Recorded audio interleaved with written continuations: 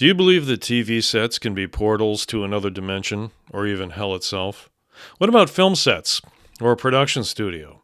Are these seemingly innocuous things tied into malevolent energy that can manifest itself somehow?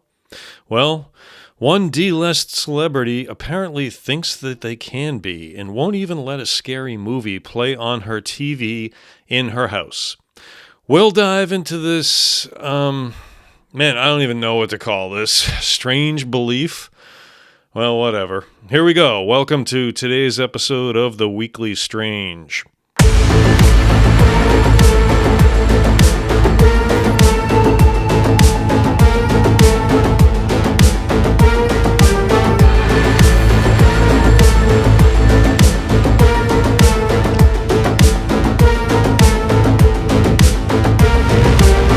Hello and welcome to The Weekly Strange. I'm your host, John F. Mers, author, actor, adventurer. And it's that second part which has relevance to today's show. Last week, D-list celebrity and ultra-devout Christian Candace Bure made headlines during a recent episode of her podcast when she told her co-hosts that she didn't even want certain movies played in her house.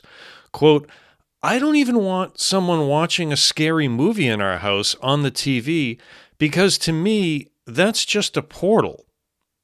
And then she followed that up with this. I'm in the film industry. I understand how this all works. Okay. Well, in the interests of doing you all a favor, I went ahead and listened to all 45 minutes of that podcast so that you don't have to. And it's full of the usual evangelist propaganda that swims around these days. Now, side note, I don't care what your faith is, if you have any at all or not. I really don't. I happen to be a spiritual person, but I tend to reject dogma simply because I think it's foolish to assume that mere mortals, which would be you and me, have the ability to discern what a deity might want or expect. And a truly benevolent deity, one worthy of respect or even worship, would never teach hatred or bigotry or evil toward anyone of another faith. And that's my biggest problem with so many so-called Christians, is their relentless assertion that they need to preach to everyone else. The most devout and pious people I know all have one thing in common. They keep their faith to themselves. They don't feel the need to ram it down someone else's throat. So when I hear of another supposedly devout warrior of Christ, I usually roll my eyes. And that is exactly what I spent most of that 45-minute-long podcast doing. During the episode, Candace is speaking with her youngest son, Lev, who is 25 years old, and Baptist pastor Jonathan Pukluda. 6 minutes in, Lev reinforces an idea that apparently Pukluda espouses, which states, quote, if we're not worshiping God, if we're not giving God our time, then you know there's a void that's only going to be filled by evil. So yeah, long story short, and using that bizarre rationale, I guess it's safe to say that all of you watching this show, and me, are all now going to become instruments of evil and presumably spend our afterlife someplace warm. Which for me, with my rather pale skin, may not be ideal, but there you go. So after Lev talks about his big realization that we are all under constant and continuous spiritual attack, Candace chimes back in saying how thrilled she is to hear him say that because she feels like she gets made fun of when she talks about the portal, and then goes on to describe how just the act of watching something can open a portal. Now, here I was willing to give her some sort of leeway in what she meant. I mean, perhaps she was talking about a portal into the minds of her children or something like that. You know, watch enough bass fishing shows on TV and you might just be inclined to go out and try it. That sort of thing. But with probably raunchier and edgier topics like, I don't know, dating.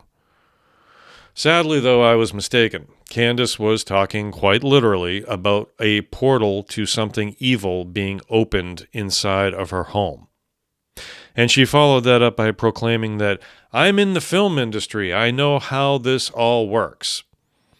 And finishes that statement by talking about the 200 people involved in the production by saying, "However, there's still something that can be incredibly demonic while they've made it. And I feel like it's a portal that gets opened up and let in, and that just reminded me." Okay, I gotta stop. I gotta stop there, because Candace then goes on to rant about something that Pokluda apparently said about the beverage Liquid Death and how it's being cursed as it's being sent out into the world, and why would people drink it, etc., and blah blah blah, and all the other usual horse shit that goes along with it. Pokluda was referencing, for those that don't know, water company Liquid Death's latest marketing campaign, whereby those who are interested can sign over their eternal soul for membership into the Liquid Death Country Club, along with some other perks.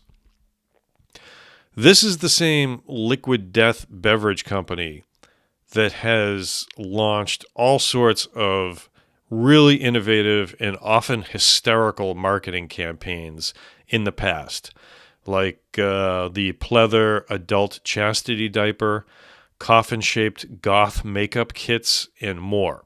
They're absolute whizzes at generating buzz for their tall boy cans of water, and their valuation right now is hovering around $1.4 billion after 3 years of incredible rising sales. But like religious zealots everywhere, Candace and Pokluda seem incapable of distinguishing satire from reality, of determining that Liquid Death's campaign is not serious at all, when literally everything is an attack or spiritual warfare or some other fantastical idea.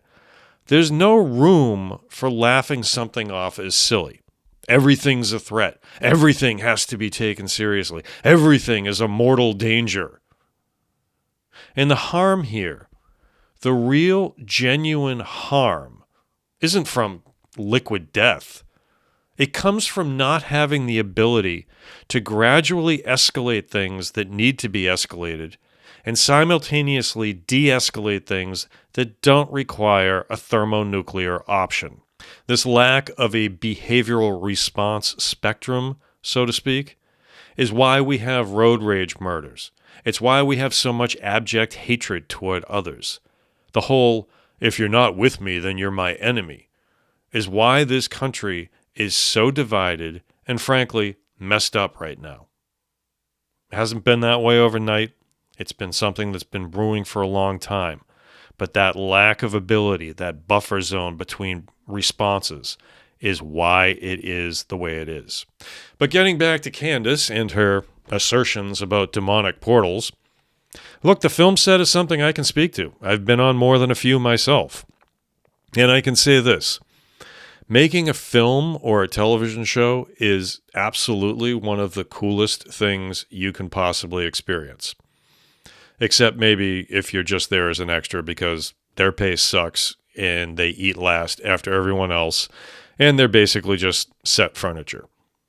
But if you're acting, as Candace has, as I have, then your time on set is usually pretty damned awesome.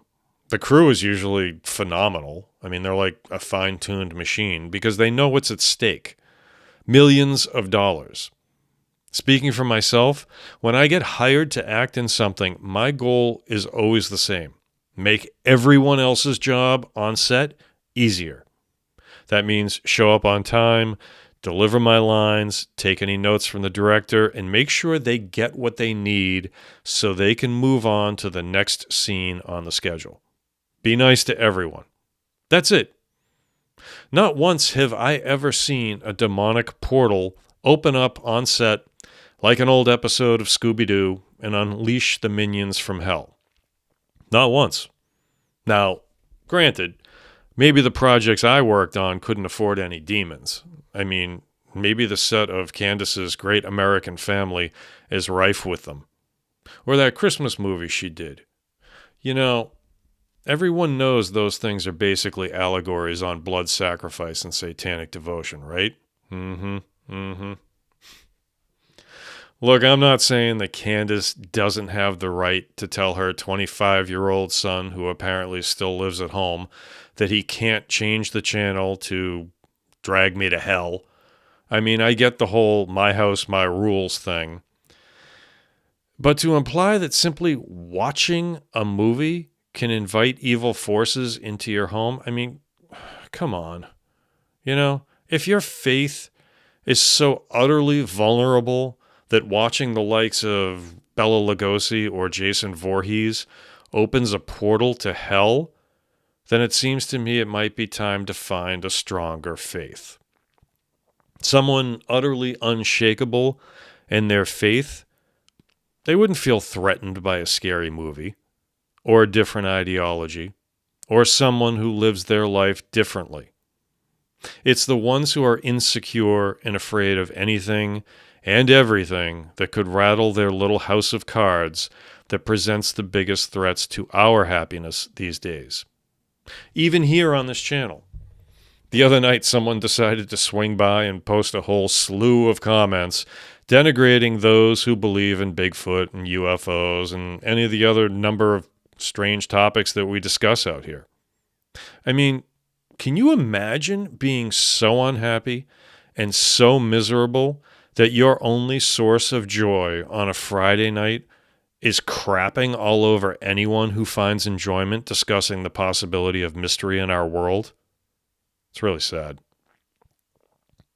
In the end, though, I feel confident stating that Candace is wrong about portals opening up, whether in her home or on a film set. Just doesn't happen. Unless, of course, she happens to live in a home built over a Native American burial ground. In that case, anything's possible. And she should, move immediately. That's going to do it for this episode of The Weekly Strange. If you enjoyed the show, I would sincerely appreciate it if you subscribe to the channel, like the video, and turn on the notification bell so you don't miss any of our new uploads. Also, feel free to drop me a comment in the space below. Keep it classy, please. And reach out via email at jfmthepulseofImagination@gmail.com if you've got anything you want to get off your chest. And also, I just wanted to extend a very, very warm welcome to all of the new subscribers that have joined this channel this week. I really, really appreciate it. Thanks very much for checking out the show. We are going to be launching some exciting new stuff in the very near future, including our first line of merchandise for the show. T-shirts, hats. I can't wait to get that going. For now, thank you very much for watching and listening. Have a wonderful night. I'll see you next time.